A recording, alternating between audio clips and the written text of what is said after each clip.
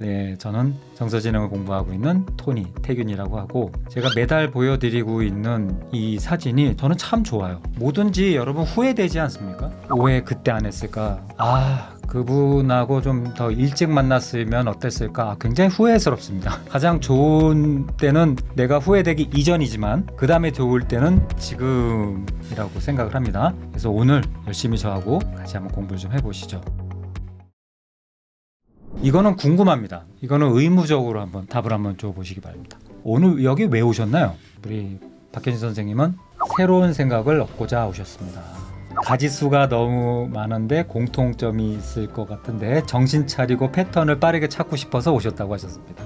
에너지 레벨을 높이고 싶으셔서 참가하셨다고 했습니다. 근데 여러분 이게요, 제가 그냥 왜 왔는지 궁금하다기보다는 이 왜라는 질문이 굉장히 사람을 깨운다라는 사실을 알고 계시나요? 이 왜라는 질문을 하면은 기본적으로 우리 뇌가 엄청 막 자극이 돼서 돌아갑니다. 이 첫 번째는 왜 그렇지? 그러면은 막 생각을 하시잖아요. 어떤 뭐 논리적인 생각부터 해서 그 말을 어떻게 해내야 되지, 이런 이 이성중추의 사령탑이라고 하는 전두엽을 굉장히 빠른 속도로 전두엽을 쓰게 되죠. 또 하나는 제가 왜 왔냐라고 했을 때 막 이전의 경험도 찾아보지 않으신가요? 내가 예전에 어떤 과정에 왜 갔지? 또는 내가 예전에 어떤 대답을 했지? 이런 답을 막 찾으려고 하시잖아요. 기본적으로 이 기억조정부인 우리 해마, 히포캠퍼스도 굉장히 왜라는 질문이 좀 자극을 하죠. 그리고 그때 제가 이렇게 또 왜 오셨냐 그랬으면 대답을 하셔야 되지 않습니까? 대답은 뭐로 하셔야겠나요? 뭐 글이든 말씀이든 언어로 하시잖아요. 이 언어 중추를 많이 쓰실 수밖에 없어요. 특히 우리 축두엽 요 부분이 언어를 쓰고 언어를 처리하는 굉장히 중요한 우리 대뇌 피질인데, 이 축두엽도 굉장히 자극을 하고요. 또 여기에 보면 우리 감정을 만드는 편도체라는 부분도 왜라는 질문이 아주 강하게 자극을 줍니다. 왜 그러냐면 혹시 나한테 대답을 시키면 어떡하지?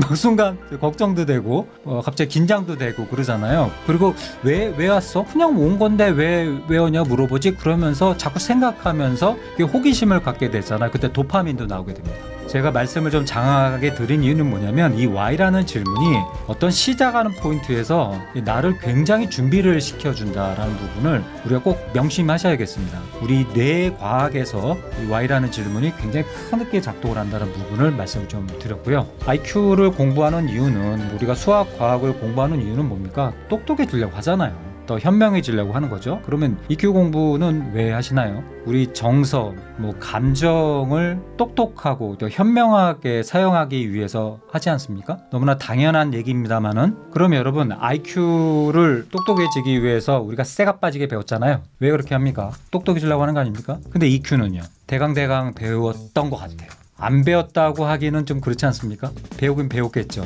화가 나더라도 참어 이런 식으로도 누구한테 조언을 듣고 그러시잖아요. 그러니까 대강 배우셨어요. 자, 그런데 여러분 살아가시면서 IQ가 사용될 확률이 높죠. 저만 하더라도 저는 이런 류의 강의를 얼마나 했을까요? 수천 번 했습니다. 최근 몇 년 동안은 거의 정서지능 강의만 했기 때문에 자다가 깨워가지고 해봐 그래도 할 겁니다, 아마. 근데 저는 오늘 1시간 이 강의하기 위해서, 여러분 믿으실지 모르겠지만 한 10시간 준비합니다. 왜 그렇게 투자했습니까? 그 새로운 정보도 찾아보고 또 외우기도 해야 되지 않습니까?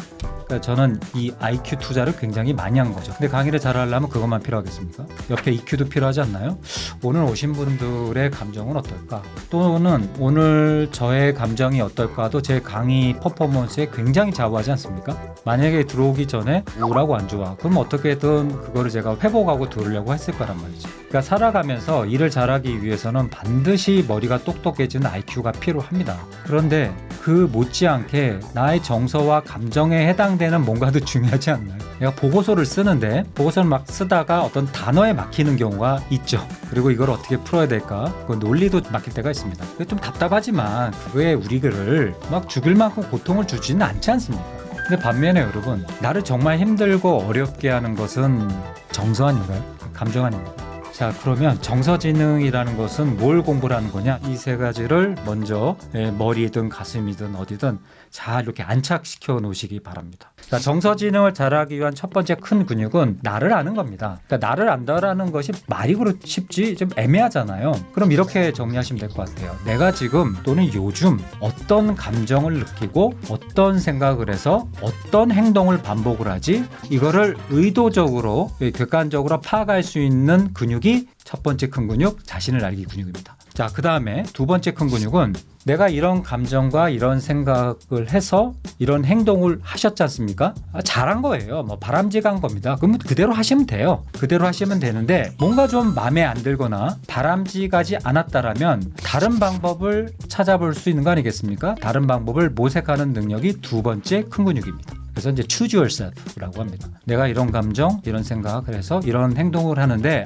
영 좀 별로야. 내가 왜 꼭 그러지? 그러고 나서 남는 거 긴 후회밖에 없어. 바람직 않다 생각하면 다른 방법을 모색할 수 있는 능력이 두 번째 큰 근육, 자기 조절 이렇게 말씀드렸고요. 세 번째 큰 근육은 뭐냐면 내가 뭐 선택을 하셨잖아요. 그 선택한 이유가 있지 않겠습니까? 왜 선택을 하게 된 자기만의 어떤 가치관이 있을 수 있잖아요. 내가 추구하는 가치관, 뭐 목적 그런 건 좀 큰 그림도 있지 않습니까? 이게 비교적 일관되게, 그러니까 어제의 철학과 오늘 철학이 다르고 오늘의 가치관과 내일의 가치관이 너무 바뀌면 그런 사람하고 일하기가 같이 살기가 힘들지 않습니까? 정서지능을 잘 하신다라는 것은 세 가지 큰 근육을 하신다라는 그림으로 시작해야 된다. 이 세 가지를 잘하는 것이 정서지능 잘하는 겁니다. 네, 이렇게 세 가지가 큰 근육이고요. 그게 이제 매일 돌려야 되겠죠. 자, 그래서 이 세 가지 큰 근육만 하더라도 개념적으로 알겠는데 그럼 일상에서 뭘 해야 되겠느냐? 이제 이거 하는 겁니다. 세 개의 큰 근육은 이렇게 다시 8개 작은 근육으로 구성이 됩니다. 이거를 8개 역량이라고도 하지만 8 muscles라고 해서 8개 근육이라고도 합니다.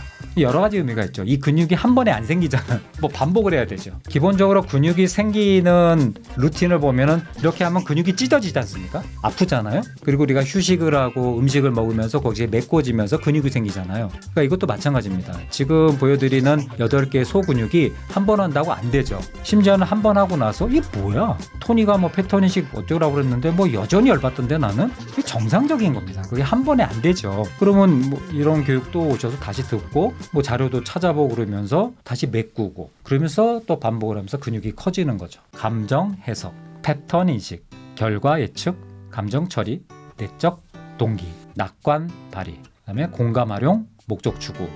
이 8가지 근육을 만드시면 여러분은 3가지 큰 근육이 만들어지시면서 소위 말해서 정서와 감정에 현명해지는 능력을 갖는 것이다. 이렇게 보시면 되겠습니다. 보시면은 파란색 2개가 Know Yourself죠. 그 다음에 빨간색 4개가 Choose Yourself, 선택하는 능력. 그 다음에 녹색 2가지가 이유, 목적, 가치관을 찾아가는 능력. 이렇게 해서 8가지 근육으로 구성이 되는데 다행인 점은 모두 측정할 수도 있고 또 저거를 연습하면 늘어날 수도 있다는 겁니다. 근데 줄어들 수도 있지 않을까요? 저런 역량이 언제 줄어들까요? 몸과 마음이 힘들 때는 줄어듭니다. 뭔가 자원이 여유롭지 못할 때, 누군가를 굉장히 미워할 때, 내 몸이 탁해질 때는 저 역량이 줄어듭니다. 연습하셔야죠.